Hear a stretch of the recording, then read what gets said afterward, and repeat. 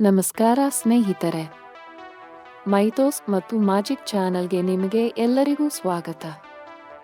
ನೀವು ಕೇಳಿದ್ದೀರಾ, ಸಮುದ್ರದ ಮೇಲೆ ನಿರ್ಮಾಣವಾದ ರಾಮ ಸೇತುವೆ ಕಲ್ಲುಗಳು ಹೇಗೆ ತೇಲಿದವು ಎಂಬುದು ಪುರಾಣಗಳಲ್ಲಿನ ಒಂದು ದೈವಿಕ ರಹಸ್ಯ. ಬನ್ನಿ ಈ ಅದ್ಭುತ ಕಥೆಯನ್ನು ತಿಳಿದುಕೊಳ್ಳೋಣ. ರಾವಣನ ಹಿಡಿತದಿಂದ ಸೀತೆಯನ್ನು ರಕ್ಷಿಸಲು ಶ್ರೀರಾಮನು ಹೋಗಬೇಕಾಯಿತು. ಆದರೆ ಈ ದಾರಿ ಸುಲಭವಾಗಿರಲಿಲ್ಲ.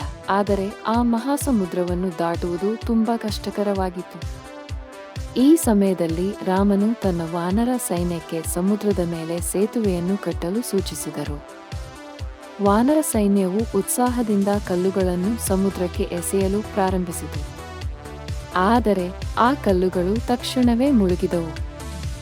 ಇದರಿಂದಾಗಿ ವಾನರರು ನಿರಾಶೆಗೊಂಡರು. ಸಮುದ್ರದ ಮೇಲೆ ಸೇತುವೆ ಹೇಗೆ ನಿರ್ಮಾಣಗೊಳ್ಳುತ್ತದೆ ಎಂಬ ಪ್ರಶ್ನೆ ಎಲ್ಲರ ಮನಸ್ಸಿನಲ್ಲಿ ಮೂಡಿತು. ಈಗ ವಾನರರಲ್ಲಿ ಇಬ್ಬರು ವಿಶಿಷ್ಟರು ನಳ ಮತ್ತು ನೀಲ ಮುಂದೆ ಬಂದರು.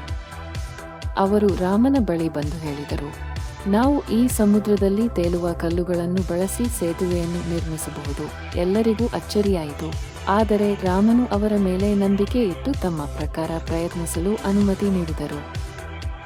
ನಳ ಮತ್ತು ನೀಲ ಕಲ್ಲುಗಳನ್ನು ಸಮುದ್ರಕ್ಕೆ ಎಸೆದಾಗ ಕಲ್ಲುಗಳು ತೇಲಲಾರಂಭಿಸಿತು. ರಾಮನ ಸಹೋದರ ಲಕ್ಷ್ಮಣನು ಆಶ್ಚರ್ಯದಿಂದ ಕೇಳಿದನು, ಇದು ಹೇಗೆ ಸಾಧ್ಯ ರಾಮ? ರಾಮನು ಉತ್ತರಿಸಿದರು, ವಿಶ್ವಕರ್ಮನ ಮಕ್ಕಳಾದ ನಳ ಮತ್ತು ನೀಲ ಬಾಲ್ಯದಲ್ಲಿ ತುಂಬಾ ತುಂಟರಾಗಿದ್ದರು. ಅವರು ನೀರಿಗೆ ಕಲ್ಲು, ಕಬ್ಬಿಣದ ತುಂಡು, ಚೂರುಗಳನ್ನು ಎಸೆದು ಆಟವಾಡುತ್ತಿದ್ದರು. ಅವರ ಈ ಕಿಡಿಗೇಡಿತನದಿಂದ ಋಷಿಗಳು ಕೋಪಗೊಂಡು ಅವರಿಗೆ ಶಾಪ ನೀಡಿದರು.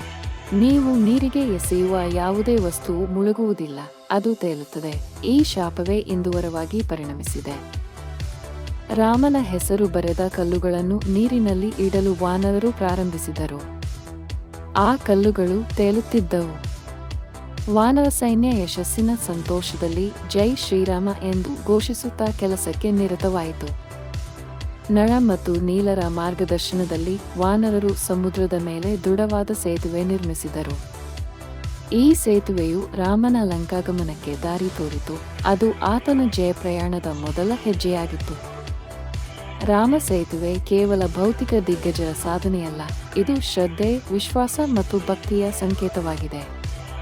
ನಮ್ಮ ದೃಢ ನಂಬಿಕೆ ಮತ್ತು ಶ್ರದ್ಧೆಯಿಂದ ಅಸಾಧ್ಯವೆನಿಸುವುದನ್ನು ಸಾಧ್ಯವನ್ನಾಗಿ ಮಾಡಬಹುದು ಎಂಬುದಕ್ಕೆ ಇದು ಪರಮ ಉದಾಹರಣೆ. ಇಂತಹ ಇನ್ನಷ್ಟು ಪುರಾಣ ಕಥೆಗಳಿಗಾಗಿ ಮೈಥೋಸ್ ಮತ್ತು ಮ್ಯಾಜಿಕ್ ಚಾನಲ್ಗೆ ಸಬ್ಸ್ಕ್ರೈಬ್ ಮಾಡಿ. ಜೈ ಶ್ರೀರಾಮ.